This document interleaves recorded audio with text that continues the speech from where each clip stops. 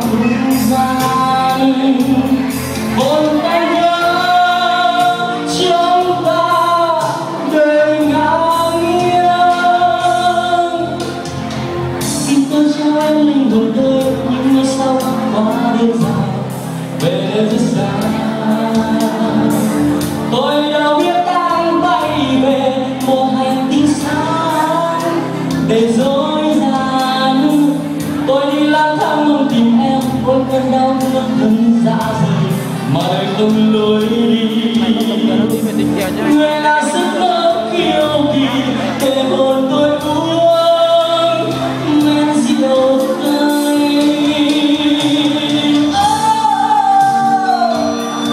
Con bạn này nó đang xéo